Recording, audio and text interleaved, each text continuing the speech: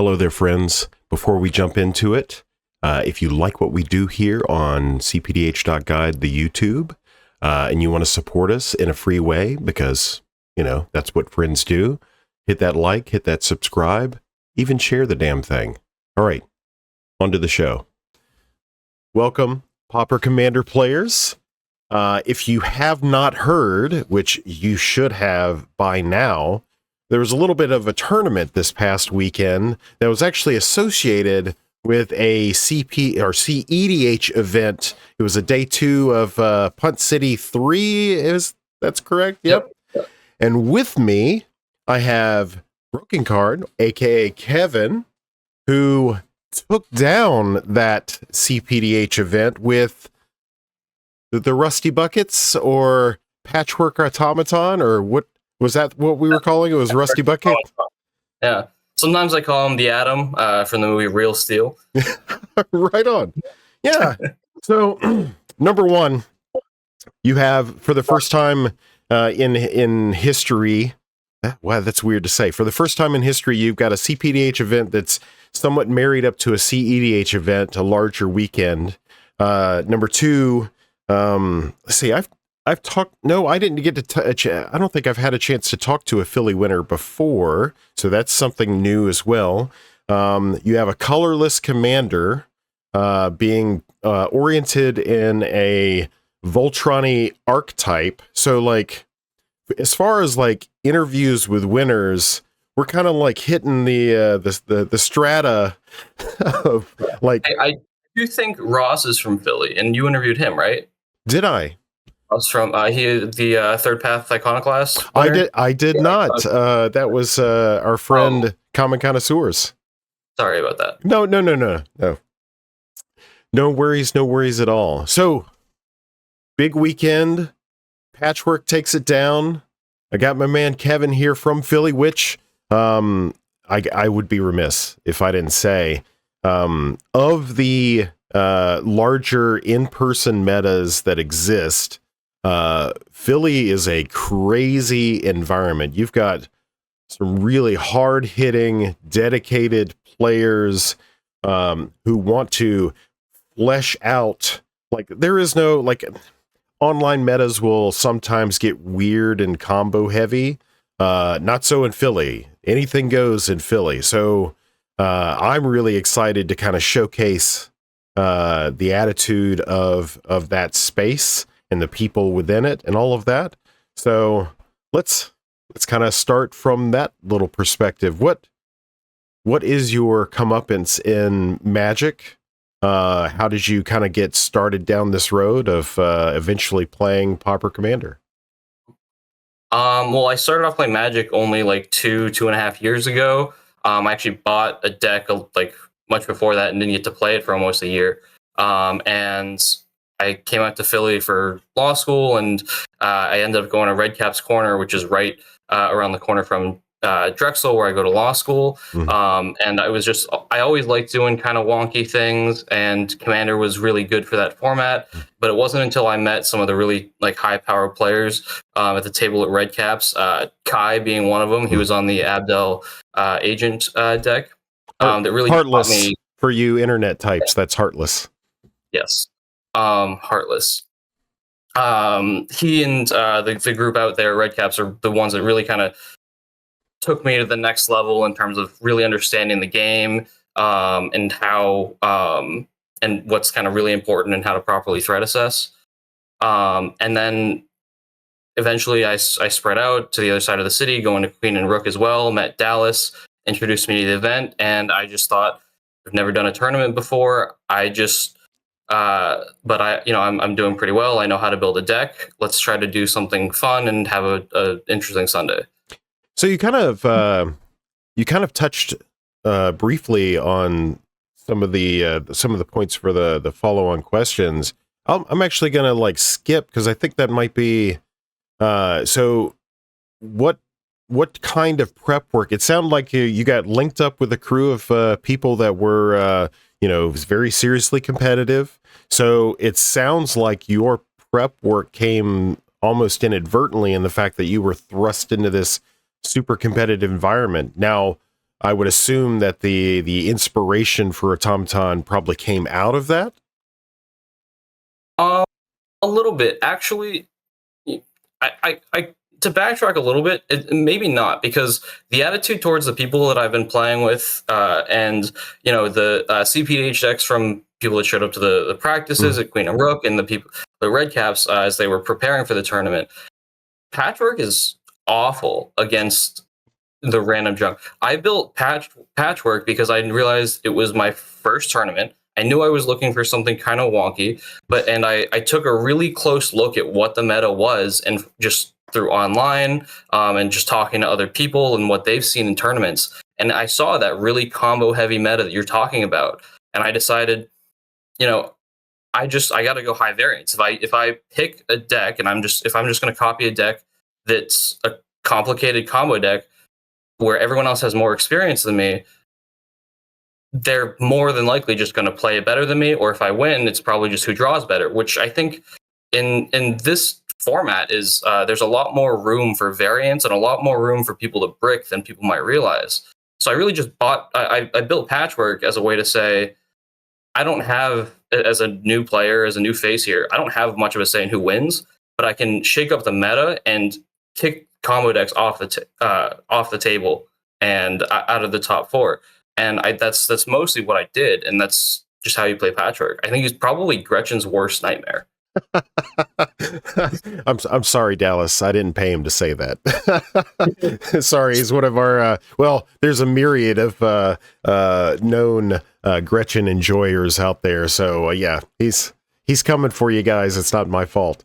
No, this is great, because I don't know if you know about the things that I like to invest my time in, but I'm heavily concerned in the interplay between certain archetypes, pod compositions, trying to game, that circumstance, I mean, we're all Magic players, but we all do this in different ways. And I'm trying to basically, with my efforts, kind of hone in on that super fine line between, like, the right amount of analysis, not enough analysis, that sort of thing. So kind of warms the old man's heart that you naturally, well, I won't say naturally, you worked yourself through, navigated through what you had learned in those lessons in those earlier games to kind of figure out, for one, I appreciate, and I think other people will as well, I appreciate the fact that you admittedly didn't want something, super intricate and combo-y, because you would not be able to play that maybe as well as like someone who dedicates more time.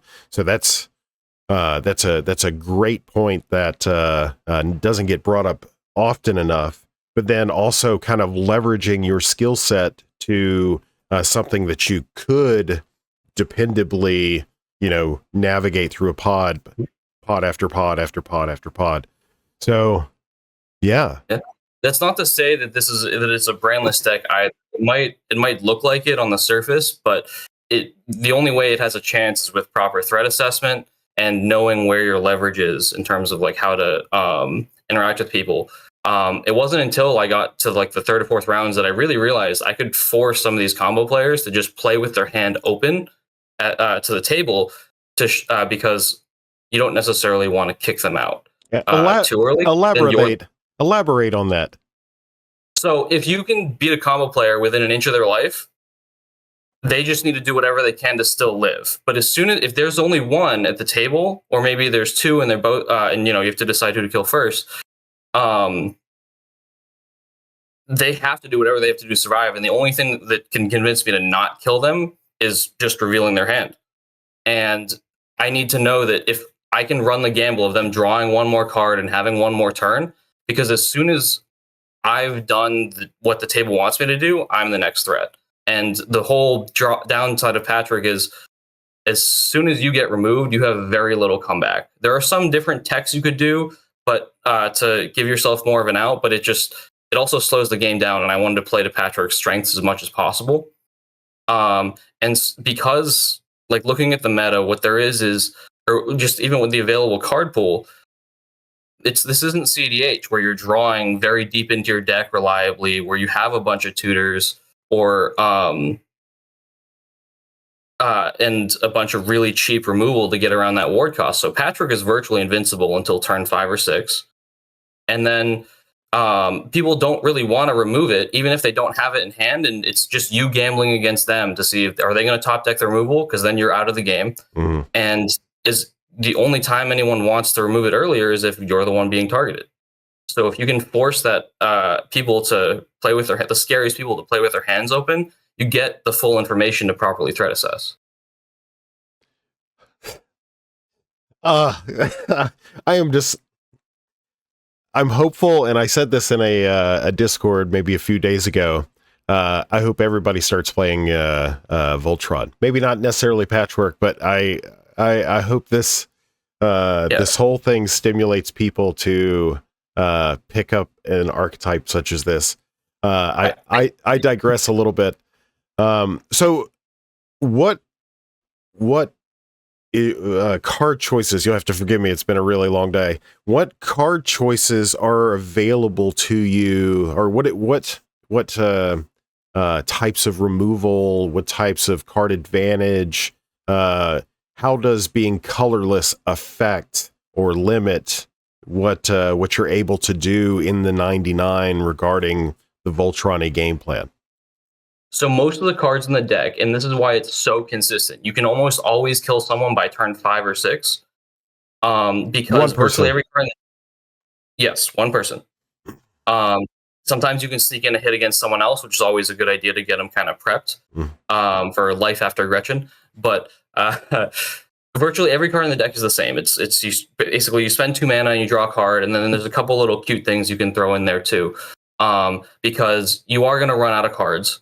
But you just want to be able to keep feeding the Voltron, depending on what's at the table. I mean, in that final game, there was discard, so I wanted an empty hand.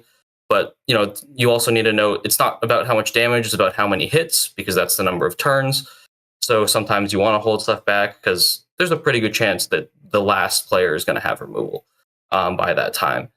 Ironically, actually, I was looking at an analysis after the fact from cPDH Guide, and I saw, I don't think you commented on it, but it's what I realized playing the deck is aggro decks in the format win the latest. Here recently, they've been winning later and later. That's because it comes down to just the number of hits you get in. And you can only with Voltron you only get one. So the card choice is basically anything that's 2 mana or less that draws a card. Mm-hmm. There's some creatures in there, almost everything that's 0 mana. Almost every evasive card that is just worth the mana. It has to give evasion and also be cheap enough that you can just cast it. And it has to be like you want the equip cost to generally be better or lower than the whatever you value that 1/1 counter as, because otherwise you're spending the 1 mana to draw a card or just anything else. I bought like 150 cards for this deck, and there was a bunch of removal in it. Yep. Just to kind of like the 1 mana flash, tap 3 or 4 at a sack and deal like 3 damage. Those types of things. Just to fine tune. There's a couple of those. But what I found is like you don't want the game to get to a point where you need any of those. If it does, like your opponents have drawn too many cards. So it's really just about I really just kind of took all that out and made it go fast. The other things you can slot in are things like Campfire that would doesn't slow you down too much, but might help you get around command attacks if you do get removed. But it's really just go as fast as you can, and it just comes down to do the 2 players have removal, and more often than you'd think they don't. So I know you've indicated that you've done the math, and I believe you. And I'm not very good at math off the top of my head, but 3 players worth of commander tax, so that's 3 times 16, so that's 48. 40. Yep, 48. No, 48. No. Stuck What in are you trying to look at? So 3 times 15 is 45 plus 3 more, so 48 total points of commander damage. So how fast can you do 48 total points of commander damage? So the first absent, absolutely bricking, usually, or like getting removed early, which again, the only person that should want to remove you and pay that ward cost is the person that's going to die. The first person should die turn 5 or 6, and if you can stretch that out, it's kind of nice because it means you're hitting other people and getting ready. Then the next person dies 7 or 8, and then 9 or 10 on the last person. So 9 or 10. So that's well within the range of what most decks are experiencing. The turn number of win, or the winning turn number. Been a long day. The winning turn number for most decks. Go ahead. The important thing is, though, like, you're removing the fastest player at turn 5 very early, which is right around where most of the combo decks are going to try to win. They have to spend resources to deal with you or die. There's some hands that, like, they could just get lucky. They can win turn 3 or 4. Some of them, pretty consistently. But I was building for. I found this like really small creator Ankylosaur that just listed all the commanders that won last year, and I saw it was like Third Path, Malcolm Red, Gretchen, and some Tatiova. And I'm like, well, Third Path will be a little annoying, but most of these commanders I can just swing at, and they're turn 4 getting reasonably lucky, but mostly like a turn 5 or 6 combo, and I can kill them by that time. And that's with nobody helping me. Yeah, you're the, I don't know if you're, somewhere in a Discord somewhere, somebody probably ran this math out, but you're definitely the first person I can think of over the last 3 years that has thought of this plan, engaged with this plan, and then enacted this plan to a major win. So I'm really excited just by virtue of the fact that everything that we talk about in general, regarding, archetypes and how fast they can win. And if you can believe it, 3 years ago, the soonest any decks were winning was like turn 14. You're talking like 3. Yeah. So the fact that, over the speeding up of the format, people tended to think that our Voltron as an archetype would fall off, and I'm so glad that this proof of concept that you got in, thought about this, put this thing together, and did the damn thing. Don't get me wrong. I'll concede, like, you're relying on getting a little bit lucky in terms of winning, but the deck did everything I expected and knew it would do. Winning wasn't not like winning absent. It was meant to just kill the combo players, and that's it. And then from there you pray. From there you pray. Yeah. And that's I knew there was a chance, just because, and the meta was really kind of perfect for it, where there's just enough combo players that there's always 1 or 2, but enough slower players can help you a little bit, or that just, if you're at the table with 3 combo players, you really have to threaten all of them. You have to work, and they still probably don't want to deal with you, right? Because then they're expending their interaction prior to when they want to. That's the only time that you don't have leverage, and you're just kind of hoping that they interact with each other. So I've heard you talk about the lands in the deck, but we'll come back to that. Regarding the non-land cards in the 99, of what is currently available in April of 2024, do you feel like you have the best recipe for those non-land cards? There's maybe one other evasive card that I didn't realize till after that I could have slotted in. It's like something Sandals. It gives flying. Fleetwood or Fleet Feather or something like that. Yeah.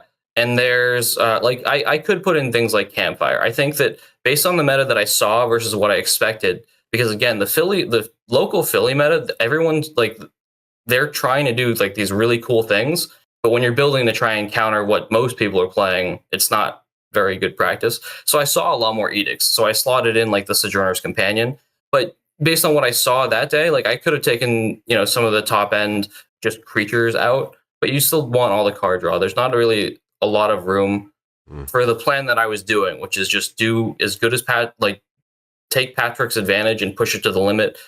There's some reason to like slow down depending on what you're predicting the meta to be like, though. That's nice, and I'm glad you covered it in that way, because that allows adopters, future adopters of the list, to take in those particular considerations. I know right now, broadly speaking, that control and mid-range is on the uptick, but that's because everybody's talking about it. And the reason why they're talking about it is because 2023 was somewhat poor for mid-range and control. So, future adopters of this list will be able to kind of put those pieces together, read the tea leaves in the meta, and be like, okay, we're just coming off of this control or mid-range high, and people are starting to slide back into combo. Now is the right time to pick this up and punish, right? Mm-hmm. So, I mean, and combo is never going away in any EDH format. So, really, like, you just don't want to be caught against 3 combo players, and you don't want to be caught against 3 mid-range and control players. If you got a mix, you have leverage. Okay, so that was the non-land cards. Now, you did mention in other servers that there could be some improvement where the land package is concerned. Could you elaborate on that? There's just a whole bunch of colorless lands that come in untapped that you have no reason not to run over wastes. There's no waste synergy at all, other than the fact that they're colorless lands. What happened to me is I actually went to my local game store, Red Caps, and someone had just turned in, 24 colorless lands. And so I'm like, I'm just going to buy all of them. And then I didn't want to have any leftover wastes. But there's definitely, there's one that's like a quicksand land that you can tap to give -1, -2 to an attacking creature, which could be huge. And really just there's no reason not to throw in every untapped colorless land that also does something else. One of the things you end up with is after turn 5, you just have a bunch of extra mana, no cards in hand. So just things that you can do on the board. That's why Jalem's Tome is in there that just gets left over. Right on. And I don't know. I haven't really looked into the colorless lands or lands that would allow for inclusion into colorless lists. So I'm not sure if there are surveil options, or I know there's guilds. one coming out. There is an untapped surveil land being released in Outlaws of Thunder Junction. So very soon, very soon. Yeah, it was pointed out to me by B, who played the Wilson deck, that very disappointingly the snow wastes are being printed at uncommon. So you still don't get the best colorless cantrip. Yeah, Astrolabe. Yeah. Wizards hates us, I guess, Okay, so I think that's a very nice breakdown of the list. Your thoughts on its composition based on expectations, perceived expectations of the meta you were going to face.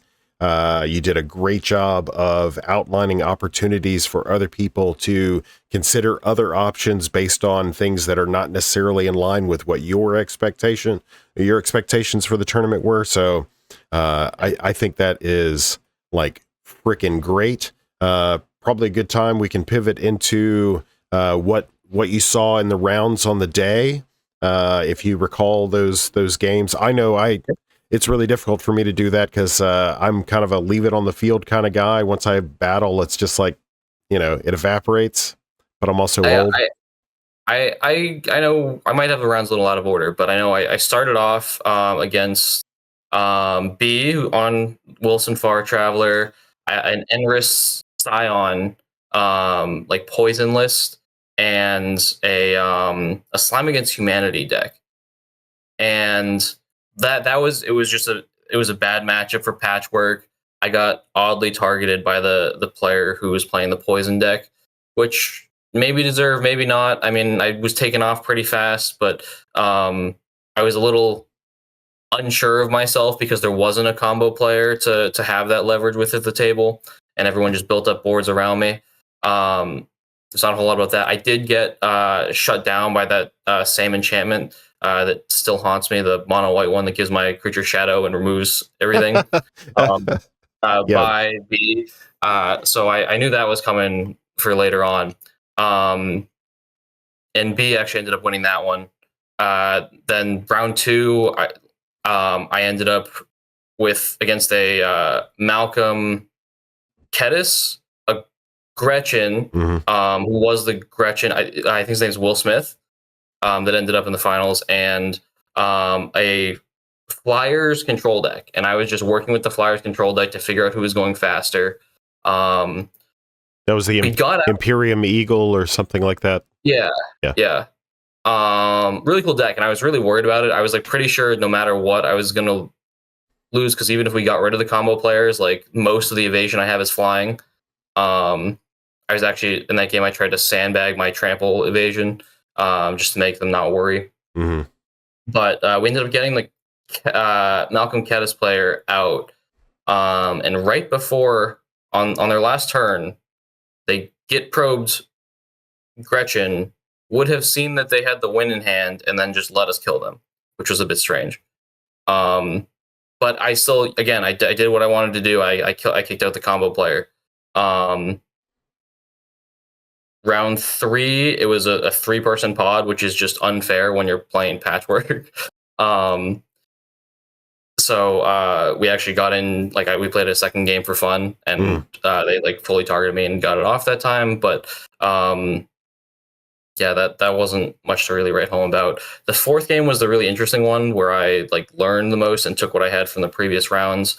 You know, we killed the Gretchen player right off, and that's where, based from what I learned about, like if that Malcolm Kedis player just showed me his hand, and I guess he needed me to tell him that that's what he needed to do to survive, because I was stuck against Abdel Agent from Heartless, and a Pietro and red, just like a control deck, where everyone was just top decking. Mm-hmm. So I had my sights set on Pietro, forced him to show his hand. He had nothing. Forced Heartless to show his hand. He had nothing, and so it was basically just a coin flip, and they didn't have it, because again, like there aren't the studies in Remors that there are in regular EDH. You're not drawing enough, and even if you have like a good amount of removal in your deck, half of people's removal is to deal with the combo players anyway, which, you know, counter spells do nothing because it's already there. Yeah. And even if you pay for the removal too early, like putting yourself 2 mana behind 3 other players hurts so bad. It does, and the Ward 2 really capitalizes. Number one, it capitalizes on turn progression, the normal turn progression that people construct their list to kind of operate by. So it really disrupts that, and then like you were pointing to, on top of that, let's say if you're the one that is affected by Patchwork, and you need to leverage your removal, you know, and pay for the ward, and you're already behind, now you're light years behind. It just exacerbates whatever the mana resource issues you might be experiencing, you know. Even if that Gretchen player or that Malcolm Kedis player you have your sights set on pays for the ward costs and manages to stop you, you still put them on what's kind of like a normal clock, is with everybody else. And at that point, like, Patchwork's probably out of the game, but it's really done its job on the meta. So like I would have been happy with that. And then the way the tournament worked out, there just ended up being a lot of people that were 2-2. There's only one person that was 3-1 going into the finals, and it was the Gretchen player, Will Smith, who had just beat who had won the second round with me. And I had actually, like, we'd all played against each other, everyone in that final round by the time we got there. And I was looking at the table, there's 2 Voltron decks, Gretchen doesn't stand a chance. And but I didn't really have any expectations even going into that. I don't know if it was on the podcast, but I said when we were first going to when I passed on the first mulligan, I was like, maybe I should just mulligan to hard mulligan for Tron just to get it and get some pogs in the chat. I think And that conversation was heard because everybody at the table was talking about mulliganing at the time. I think. Yeah. I mean, one of the things with Patchwork is like all your cards are pretty much the same, and you're gonna be hellbent pretty fast. So you kind of can't mulligan. Like I went down to 6 once the whole tournament. So you need like 2 lands and something that draws a card for 2 mana, which is most of your deck. And then you just kind of you're on a prayer, but most of the things you draw do the same thing. But once I saw Gretchen like go down to 4 and Wilson go down to 5, my eyes started popping out of my head, and I'm like, this could be real. I know that the Abdel deck is playing discard and not edicts, and I'm like, they're my biggest threats. So, all right. So for those players that are taking notes, so 2 lands plus a card in hand that draws a card, which is the most common type of card in your deck. Target the combo player. Politically work out opportunities to have the combo players alleviate pressure from them by providing information. So showing their hand or what have you. Please deck and have more people show up with it. It'll both make me laugh and it'll do very fun things to the meta. Right on. At what point in that final round did you realize that you had it? Never. Because like at any point anyone could be holding back removal. It turned out Heartless was, and it just the timing was off. But you just have to hope that they don't have it because you don't have a comeback anyway. You just assume they don't have it and play off of that. Full send. Yeah. Which is the other fun thing about the deck. if that's your thing. How big was it? I know that's an awkward question to ask another man, but how big was it? I don't know. At the end, it was maybe an 8/8 with double strike, but I've gotten it bigger. The knuckles. Yep. Yeah, it can get up. It can get up to like 12 or higher. It's just most of the time, if you're already there, there's no point in playing stuff out. You might as well hold back just in case you still have a sliver of hope after you get removed, because you just want to keep track of. It's not about how much damage everyone has, but how many more hits they need. For the longest time, I thought that B's Wilson deck was just Patchwork but better. But I think that Wilson Far Traveler is actually a bit slower, better in the mid game, and more control. And it can't really do the same thing that Patchwork can in terms of speed to beat out the combo player to their combo turn. There are other Wilson lists that I think could do it. So I think it was that last round where we call them Hive, B Hive, yeah. So Hive had played Temporal Isolation, which is the shadow thing. I think it was the last round, and you had an obelisk on the table, and I'd made mention in the chat because they were like, "Oh, he's done for blah blah blah." I was like, "No, he could swing in. Shadow doesn't. Temporal Isolation doesn't keep you from attacking. It just keeps damage from happening from this creature with shadow." So you could swing in, not be blocked because of the shadow, and then before damage, obelisk the aura, get your damage in. I'll fully admit I did not see that line at all. It was actually pointed out to me last night that someone said in the chat, and I guess it was you. That point. So all these little, what I'm getting at is like, and still, because Abdel still had me dead on board, still had that stuff out in hand. I don't know if, because it was a misplay to swing that way anyway, because I miscounted and there was still one. I only got to 15 commander damage, but I don't think it would have ended out the same way if I did make what really was the correct play. Ultimately. It's hard to know. It's hard to know in those moments. Yeah, man. Like I said, like it's very good, very consistent at doing its one thing, but closing out games, you're praying. But we're playing in a format where that prayer it's better than you might think. Mm-hmm. I got to tell you, you got to win more tournaments. And the reason why I say that is you and I have covered as much ground in 34 minutes than it usually takes like 50 minutes with other guests hitting the points concisely. Like, we got to do this more often. I'm in law school. This is what it is. If anyone wants a primer, if you want to do like a whole thing on just like the primer of this deck, I'm more than happy to do so, because I want more people to play Voltron because right now I feel like the most like interesting thing I can do is Voltron, and I'd like for the meta to settle out to where there's other cool things that both me and other people do. I think if 30% of a tournament is Voltron, I think combo doesn't stand a chance. So that does bring.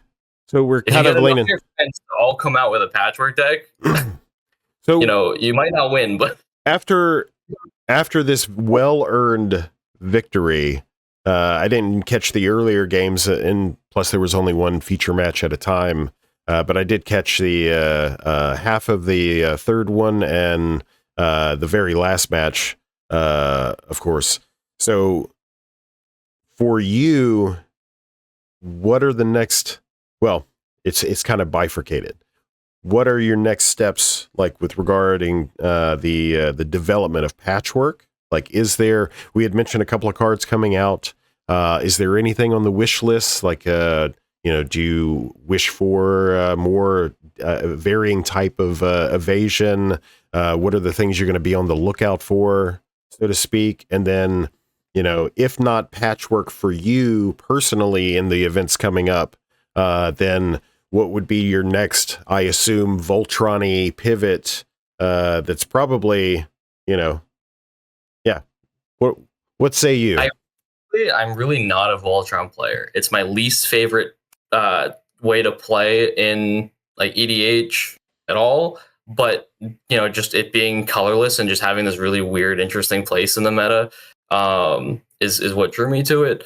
To this deck specifically. As far as Patchwork is concerned, I think I'm going to get the cards that I think could make it play slower and be a little more resilient. Get removed once or twice. But whether or not they get put in is just going to be like, I'm going to have to look at what other people are bringing to tournaments from here on out. See how many waves this really does make. Maybe some people take it and they roll low on the variance scale and then it falls off. It takes a certain kind of analysis to like actually have your chance here, but with it. But if it's successful, if it's more mid-rangey, ironically, the better it does, the worse the meta becomes for it. Yep. I mean, yeah, you're not wrong. So, like that's what I'm thinking with Patchwork in terms of like I have to foil out the deck now.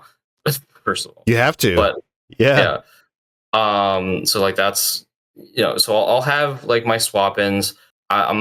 I want to try other things going forward. I think I have a couple ideas as far as other ways to do something similar in terms of leveraging those fast decks, because I don't like having. I don't like just not having an answer to like the first immediate threat, and so something with a little color pip to it, potentially. Maybe we'll see. But also just kind of keep an eye for what's going out. I'm always looking for like just interesting things that are a little bit different that might have their place somewhere. And Patchwork was it this time, but new stuff always has that kind of gleam on it. I don't know. I will say that the decks that I think that can do what Patchwork does, but like a little bit differently and have color is like Golgari Wilson and I think it's like, is it like Sprite Dragon? Yep. Yeah. There's also that Gleam Drake, but I don't. It's a little Dragon. Sprite Dragon's a good one. I have had the distinct pleasure of having my my face punched in by a little kid in Detroit, Michigan. Yeah, it's actually, I think, a little bit more fragile than Patchwork just because it doesn't have that protection. But you get blue, which kind of affords you the opportunity to protect it externally, you know? I mean, you don't really care about counter spells. You don't really need to fight on the stack like that as much, at least with Patchwork. And like, I think that the protection is actually more valuable than having the evasion on the creature, because if you have to swing out against someone else that just happens to be open for one turn, like that's still good for you. Yep. So if it takes you 1 or 2 more turns to find it, every point of damage matters. Absolutely. Sweet. Yeah, we killed it. Yeah. So, I mean, if there's anything else you want to cover, or I don't know, happy to talk more about Patchwork or like whatever. But yeah, I'm hella interested. So right now we'd be getting into like bonus material and stuff like that near the end, unstructured. But I'm really interested in. So I have a master's in anthropology, and before that I was a intelligence analyst guy for the government. So I'm super interested in the motivations of individuals and that kind of stuff. And being that you are relatively new to Magic by comparison, a couple of years versus a lot of folks who, you know, these old heads. I'm not saying I would definitely agree that your Magic age does not relate directly or correlate directly to your Magic experience, you know, or your ability to be good at it. But the fact that you have fresh eyes on the game and you're walking in and there's this room full of color and you can pretty much select anything that you want, don't really have the bad habits, you know, like I'm really curious. I mean, Heartless taught me a lot, you know, playing with him, and really like just kind of being okay with getting really beat up and just paying attention to why and what you would need to do. I think that before the tournament, the last time I played Patchwork was actually with Dallas Walker. I missed so many triggers, and he punished and I got punished so hard for it that I misplayed elsewhere as the turn, but I did not miss a Patchwork trigger. And just kind of, you know, my attitude in Magic is that I would rather lose doing something that's cool. And I think that that's something that's really cool about this game is that there's so many cards and there's so many different interactions that there's almost always a gem that someone hasn't found yet. I will say I did first see Patchwork. There was a list, I think, on Top Deck somewhere. It didn't do very well in whatever it was coming at, and I took it a little bit further, but just I'd rather lose doing the cool thing, but I still need to know how to win. I'm not going to show up at the table with something that doesn't have a chance. Striking this balance between you know, doing that cool thing. So. You mentioned like your background. Like I was an economics undergrad, and now I'm in law school. And the reason I'm in law school is just because I like rules and games and the way things interact. Like just like the really precise language. So like that's Magic. That's exactly. Yeah. Welcome to the club. Yeah. No. We can drill down a little bit deeper, and this will help us circle back to this whole Philly meta that.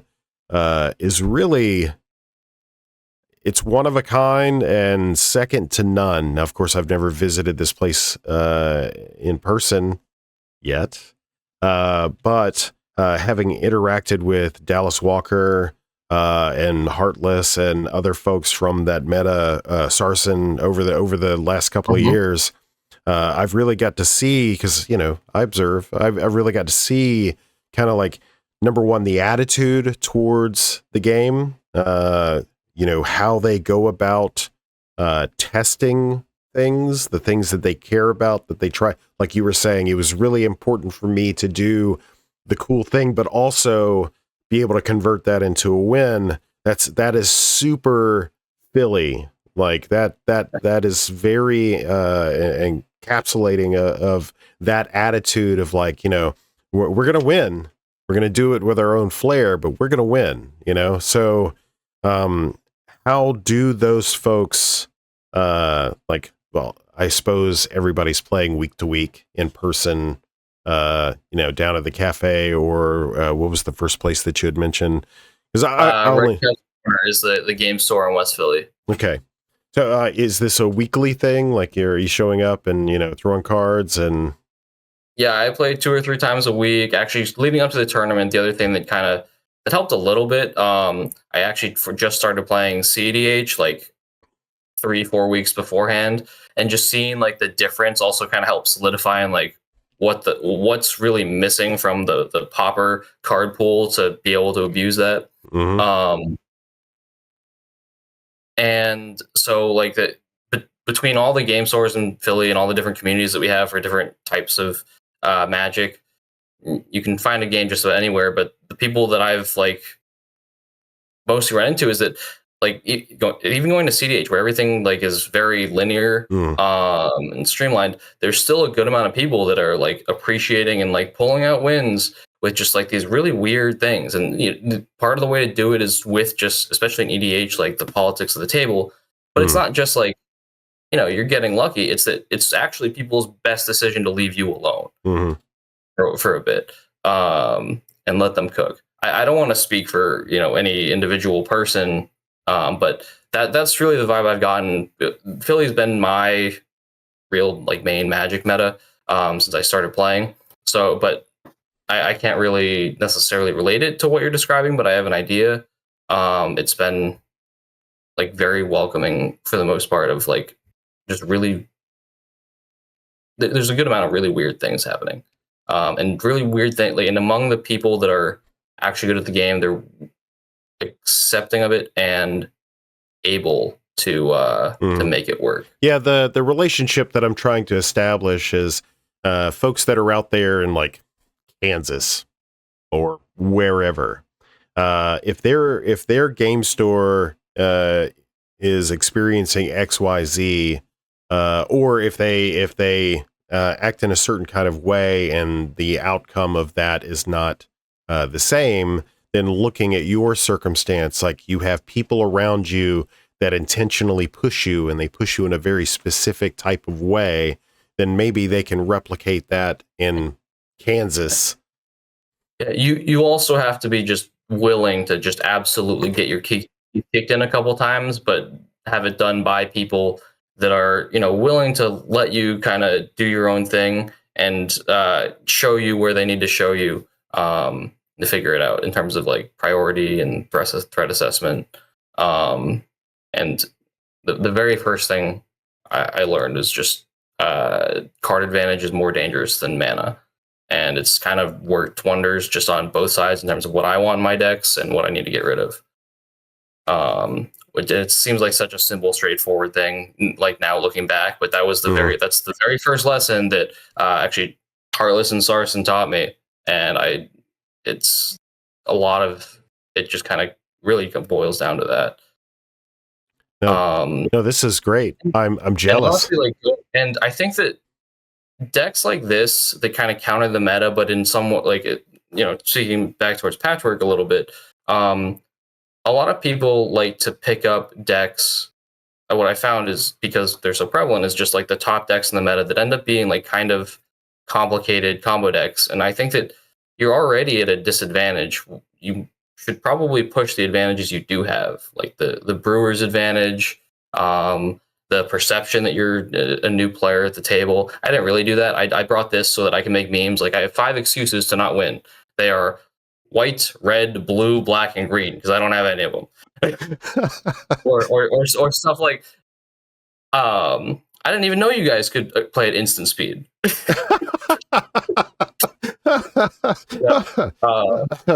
When did they come out with all these colors? So yeah, you just come out to have a good time. And honestly, like, doing something like this, like, you have a good time no matter what. You don't really feel less salty about when when it doesn't work out. But you have a lot of advantage in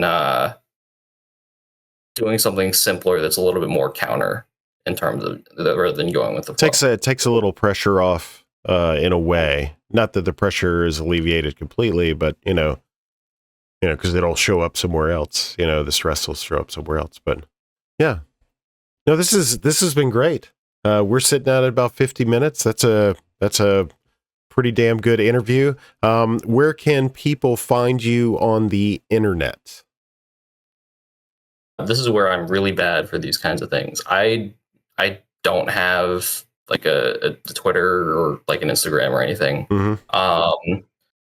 So I'm just gonna I can shout out Alice Walker. You can find me, and I guess I'm in all of the cPDH discords now. Mm-hmm. Under Brokenkard. Yep, under Brokenkard. You can see it right. I don't know if it's on the screen. Not yet. But yeah, and I'm happy to talk with anyone. I do have to get better about social media stuff. Or don't. Okay, everybody listening, pay your $800, fly out to Philly, visit every card shop until you run into Kevin, and then buy him dinner, or maybe at least a cup of coffee. Sure. I wouldn't say no. I'm happy to kind of talk strategy, especially about the weird stuff. And yeah, you can also find me through like Heartless and Dallas Walker as well. But absolutely.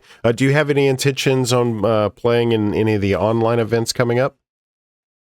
Probably not the ones immediately. I'm in my last year of law school, so this summer I'm going to be studying for the bar. But I definitely want to play more, and it seems like part of the way might be getting into some of the sanctuary tournaments, but we'll see. I think that I want to find at least one other like niche, something like like in the same vein as Patchwork before I like bring them out again. And so I might just wait, sit back, and see how things pan out. Yeah.